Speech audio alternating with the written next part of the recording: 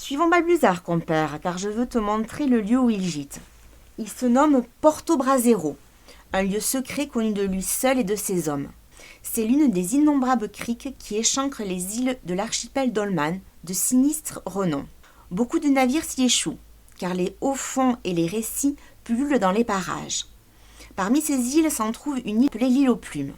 Des falaises sombres cernent une petite crique et coiffant les falaises telle une immense chevelure, la forêt. Une forêt bruissant sans cesse de piaillements, comme la grève, les rochers, la mer qui s'agite. Vois-tu, il semble que tous les oiseaux des Sarboucanes se sont donné rendez-vous ici, tant ils sont innombrables. Ce matin, à l'aube, bien avant que Balbuzard rentre au port, les criailleries ont cessé peu à peu, comme si les oiseaux avaient pressenti l'arrivée du pirate. Et lorsque les voiles se débusquent au seuil de la crique, le silence est total. C'est magique, mon ami. Les oiseaux retiennent leur souffle. Regardez-le s'avancer sur le ponton, avec sa compagnie foufoutante.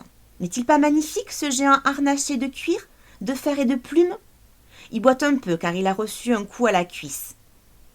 Les gens de Porto Brasero, les pêcheurs, les femmes, les enfants, l'escortent jusqu'à son palais de bambou, comme à chacun de ses retours.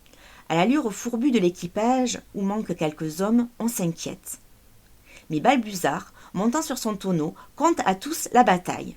Il gesticule, fouette l'air de grands coups de sabre, éclate de son rire énorme qui couvre les piailleries de ses oiseaux.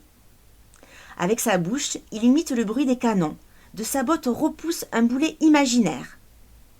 Mordu au bec, j'étais à deux doigts de l'escarbouiller, ce Buzard, quand il a tourné Casaque, escampé, comme un pet foireux sur une trinquette. Alors je l'ai laissé filer. Qu'il aille au diable, j'ai dit, et me voilà. Il ajoute qu'il faut réparer l'enragé sur le champ, car d'autres batailles viendront. Puis il bâille, et brusquement, très lasse, rejoint son antre dans l'île totalement silencieuse. Chacun, sur la pointe des pieds, s'en retourne alors à ses occupations. On sait que Balbuzard est capable de dormir ainsi, ronflant et rêvant 3 jours d'affilée. Entre-temps, le Commodore s'active. Sitôt rentré à Porto Frigo, il ordonne que cesse tout commerce sur la mer de Sarboucane.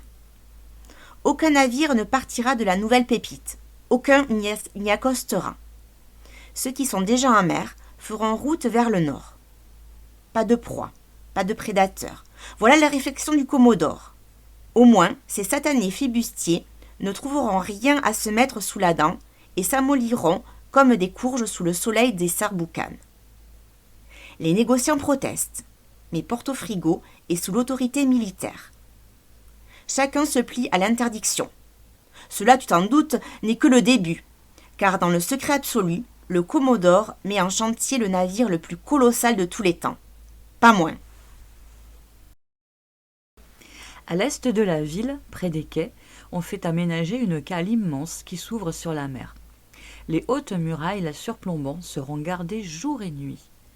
Tandis que les architectes travaillent d'arrache-pied au plan du bateau, on abat les arbres sur plus de 20 lieues à la ronde. Des forêts entières sont rasées, des milliers de troncs acheminés vers Porto Frigo. On les scie en long, puis on les fait sécher à l'étuve. Les planches sont emmenées nuitamment dans la cale, empilées. D'autres troncs, parmi les plus grands, les plus droits, serviront à fabriquer les mâts. Voilà pour le bois qui, comme tu sais, constitue l'âme d'un navire. Mais il y a aussi les cordages. On réquisitionne la totalité du chanvre cultivé dans le pays et, à l'abri des regards, on tresse sur de grands tourniquets quantité de cordes de toute taille, de toute section. Pour les voiles, on tisse sans relâche le coton des filatures et, lorsqu'on en manque, on rafle les robes des femmes, les chemises des hommes. Enfin, comme le navire sera armé de 264 canons, on ramasse tout ce qui compte de ferraille, de cuivre, de plomb, d'étain. On va jusqu'à faire fondre les statues, les cloches des églises. Tous les fûts sont coulés en 3 jours. Oui, mon gars, ce qui se passe à Porto Frigo et dans le pays dépasse l'entendement. Et ce n'est pas tout. Une escouade de sergents-majors ratisse le pays pour enrôler à tour de bras. La solde proposée est rondelette, l'uniforme rutilant. À tout homme qui s'engage est promis un arpent de terre, une fois la bataille remportée. De quelle bataille s'agit-il? Nul ne le sait, mais on y rêve, car l'espoir, compère, est une plaisante ivresse. C'est un franc succès. On suit par grappes entières les recruteurs, en bénissant le nom de l'impératrice. En quelques jours, la garnison du futur navire atteint, comme le veut le Commodore, plus de 1000 hommes. Les architectes ayant rendu leur copie, on s'active bougrement dans la cale. C'est à présent une armée de fourmis qui découpe, scie, rabote, rivette, assemble la coque et le pont du navire. Une autre qui réunit et peaufine les gréements, dont 5 mâts de plus de 250 pieds. Quant aux voiles, elles occupent une centaine d'ouvriers, jour et nuit. Le Commodore, qui suit la construction heure par heure, jubile. Qui pourra résister à un monstre aussi redoutable? Balbuzard et ses chiens de mer vont être anéantis. D'ailleurs, le navire ne s'appelle-t-il pas le Triunfante? Un nom sans équivoque. En l'espace d'1 mois, le navire est prêt. Oui, tu as bien entendu, mon garçon. 4 semaines ont été suffisantes pour mener à bien le fabuleux chantier. En ce 20e jour du mois de juin de l'an de grâce 1654, le vice-amiral Cristobal Ruiz y Torres y Villanueva de Somoza est paré au combat. Le jour même, il ordonne qu'on réunisse sur l'esplanade du port les officiers, les 500 marins formant l'équipage et les 1000 soldats qui monteront à bord. Au son lancinant des tambours, le Commodore passe en revue le premier rang de la troupe, comme il est d'usage. On frémit, on serre les fesses. Chacun sait combien il est tatillon. L'œil inquisiteur, il examine un à un les soldats, figés au garde-à-vous. Gare aux bottes poussiéreuses, aux casques bosselés, aux baudriers mal ajustés. La sanction sera immédiate. D'un seul mot, il peut dégrader un capitaine, jeter un soudard au cachot. Aujourd'hui, néanmoins, il ne trouve rien à redire. Ces hommes sont irréprochables. La revue achevée, il monte sur l'estrade qu'on lui a dressée et, d'un ton martial, harangue ses hommes. « Soldats, la bataille qui va suivre sera celle du bien contre le mal. Celui que vous allez affronter est l'âme damnée du diable. Vous êtes le bras armé de l'Empire qui lutte pour la civilisation, pour l'ordre, contre la barbarie et l'anarchie. Parce que nous sommes l'armée de Dieu et de l'impératrice, nous vaincrons. » Les tambours résonnent à nouveau, et tandis que leur chef descend lentement de l'estrade, les 1000 soldats entonnent d'une seule voix un chant de guerre. La foule, massée aux abords, en frissonne d'émotion, puis salue le départ des soldats par des cris, des poings levés. Le temps est à la destruction, à la violence. Pour se débarrasser de Satan, il n'y a pas d'autre choix. Chacun le sait. Dans l'heure qui suit, on procède à la mise à l'eau du Triunfante, en présence de l'archevêque de Portofrego, qui baptise à la hâte le navire, car le temps presse. Le monstre flotte. Il flotte admirablement. C'est une réussite indiscutable. À la hauteur de l'impératrice Pépita VIII de l'Empire, et digne de moi, songe le Commodore. La nuit est fiévreuse, pleine de bruits de bottes, de jurons, de cliquetailles. Tous se préparent au combat. À présent, mettons le cap sur l'archipel d'Olman. Voilà de longues semaines que Balbuzard et ses hommes y sont cantonnés. Depuis qu'a cessé le trafic commercial, la mer est déserte. Pas le moindre galion, ni la moindre frégate. Les seuls bateaux qui croisent au large sont ceux des autres pirates, tout aussi désœuvrés. Un ennui mortel s'est installé sur l'île aux plumes. On flâne, on ramasse des coquillages sur les rochers, on se raconte des calembres d'aine. Mais l'âme d'un pirate a grand besoin d'action, mordiou. Aussi Balbuzard ordonne-t-il de préparer une fête de tous les diables. Quelle bonne idée, ventre-bœuf! Les pirates se ruent sur la crique et y allument un énorme brasier. Ils y grilleront toutes sortes de viandes et de poissons dont ils raffolent. Et roule les tonneaux de vin qu'on met en Perse, et frotte l'archet des crin-crins, crépite les guitares. On va danser, chanter, boire du rhum et du vin. C'est ripaille, mon bougre. Quoi de mieux pour noyer son cafard? Balbuzard le sait plus que tout autre. Vois comme il dansote autour du feu en vidant force chope.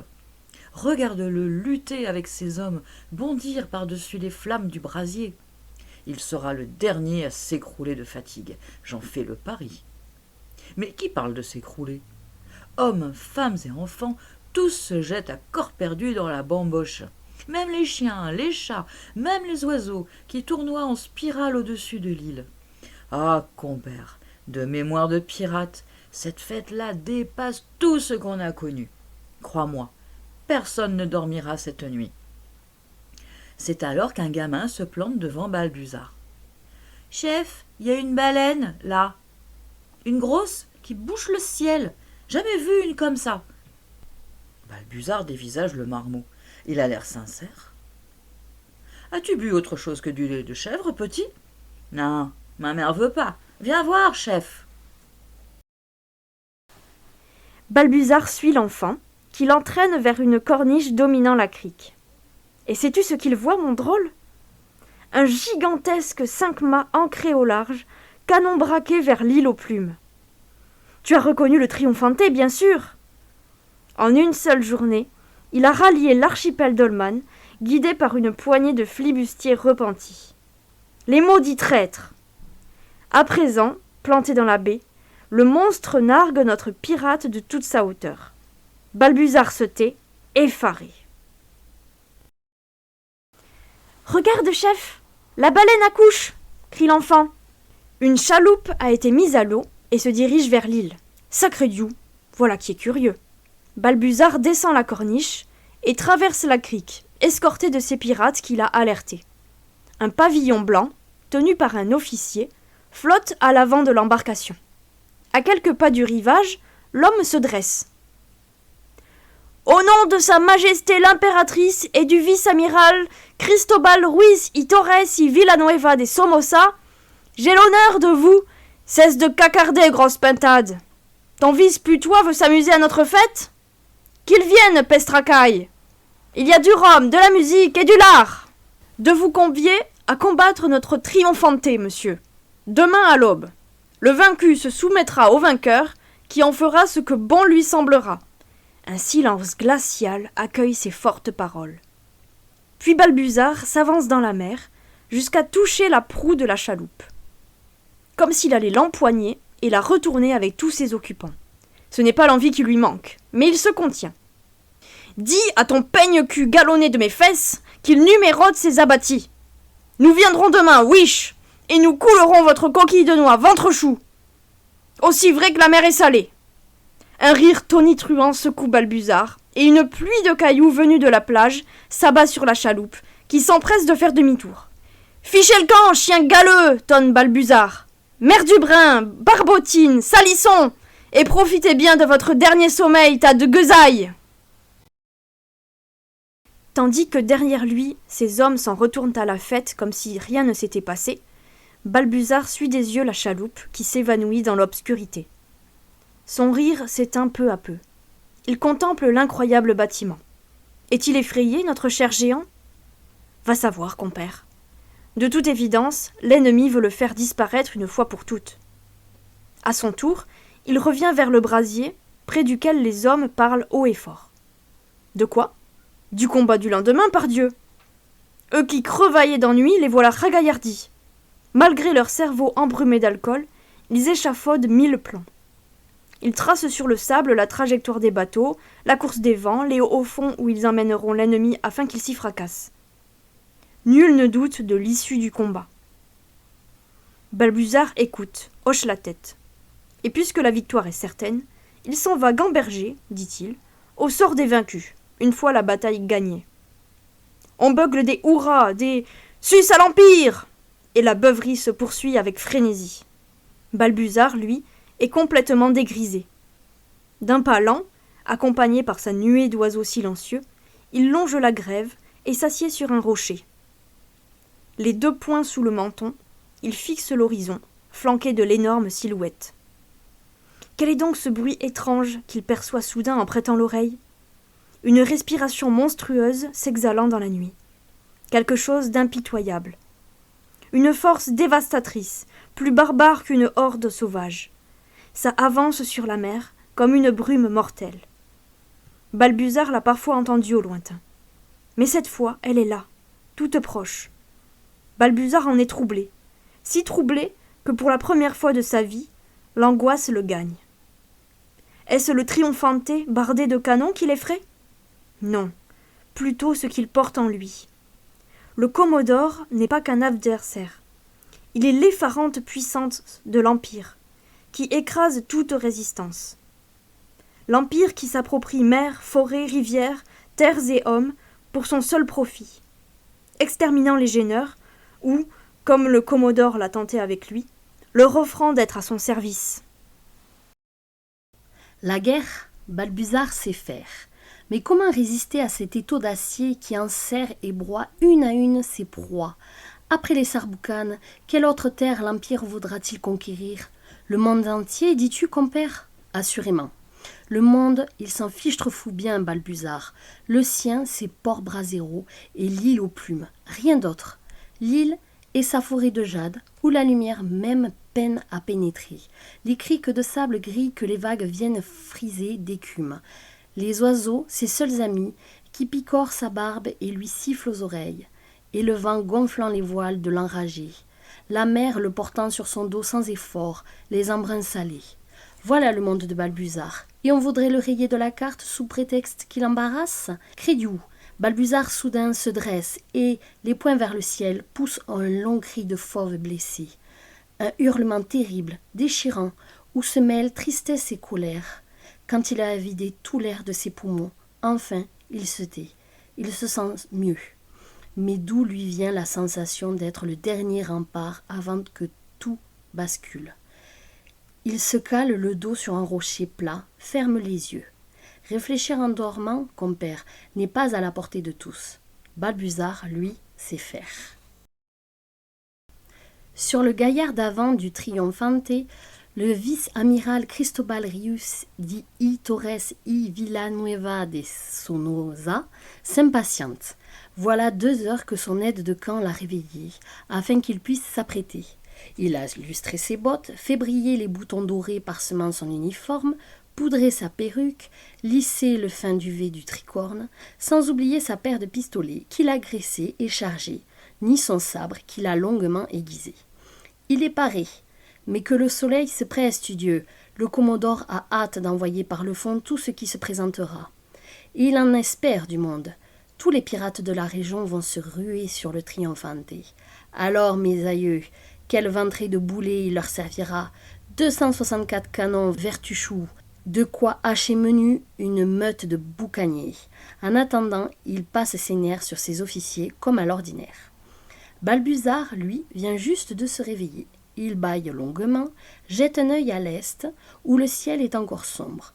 Rien ne presse, hormis une envie de pisser, qu'il satisfait sur le champ. Puis il rejoint le village. Ses hommes lui annoncent fièrement qu'ils ont armé 3 brigantins et allumé des feux sur la falaise. Ainsi prévenus, d'autres pirates se joindront au combat. Ils sont excités comme des perruches en cage, nos flibustiers.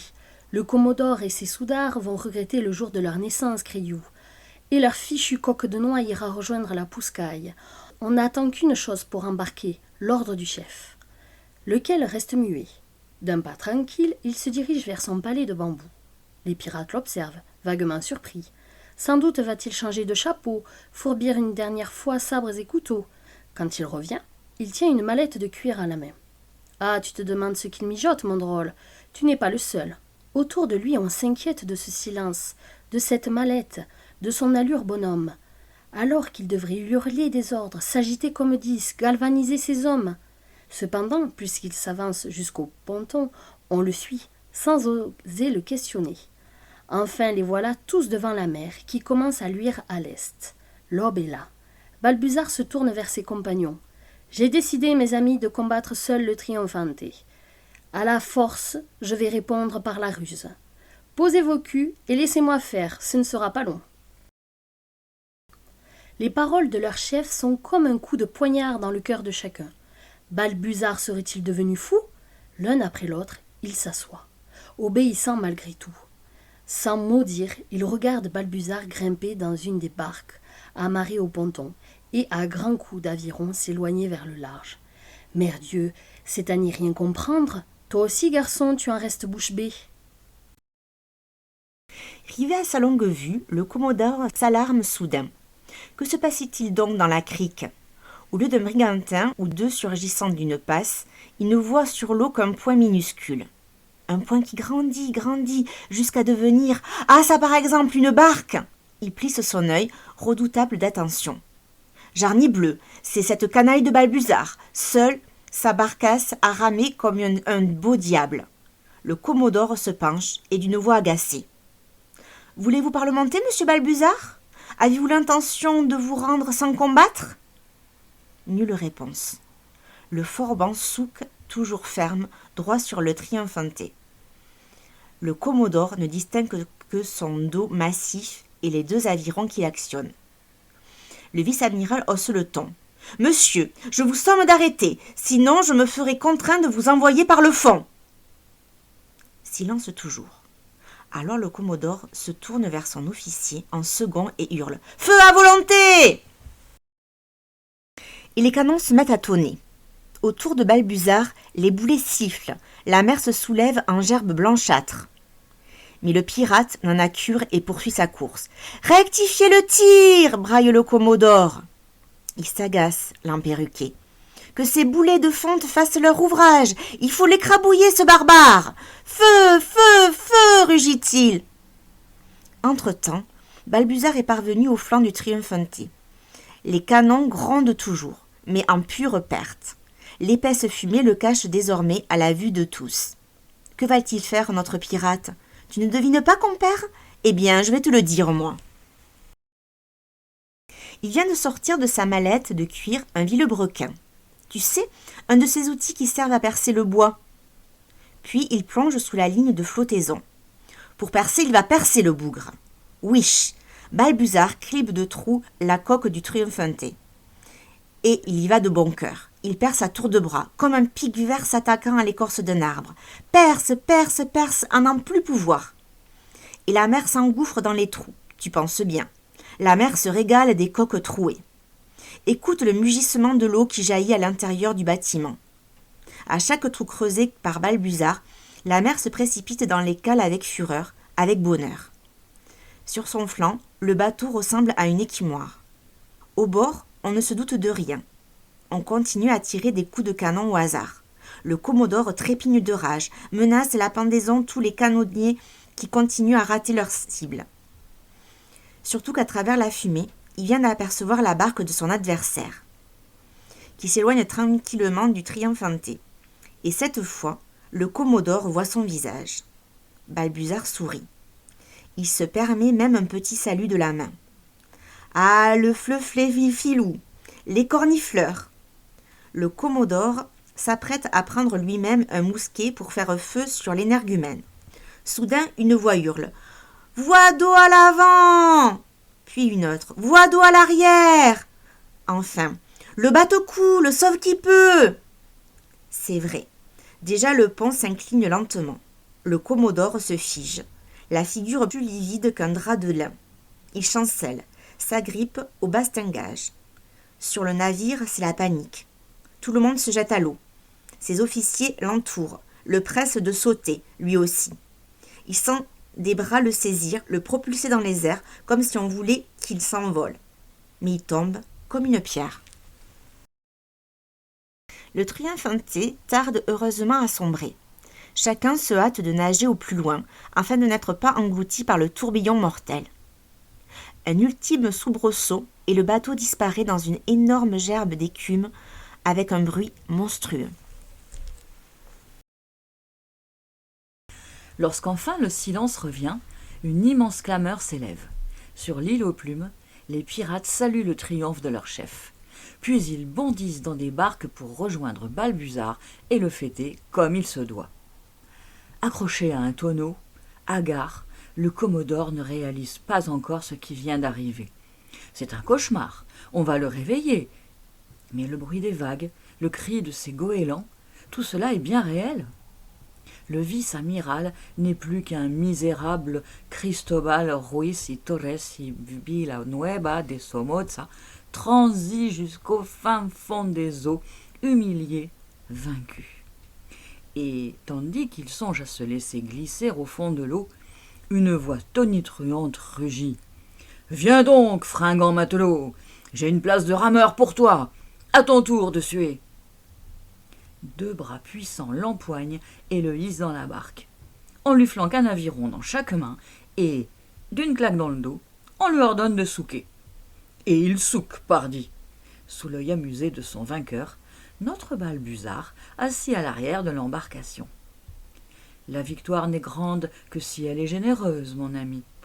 Ainsi, Balbuzard ordonne-t-il qu'on recueille tous les rescapés.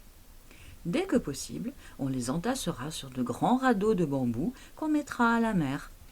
Les courants se chargeront de les ramener sur la côte. À moins que soudards et marins ne préfèrent s'engager comme pirates. Il est des compagnies qui fleurent bon l'odeur sauvage de l'aventure, n'est-ce pas, mon drôle ? Ainsi s'achève ce récit. Je vois, mon ami, que tu es finalement sorti de ta cachette pour m'écouter. Le nom de Balbuzard ne t'effraie donc plus. Tu voudrais entendre une autre histoire, gourmand que tu es. Une bataille fameuse, un de ces exploits qui enchantent le cœur. Hélas, je n'en connais pas. Après sa victoire contre le Commodore et l'incroyable fête qui s'ensuivit, Balbuzard a, comme qui dirait, disparu. Certains disent qu'il a migré vers le sud avec sa nuée d'oiseaux.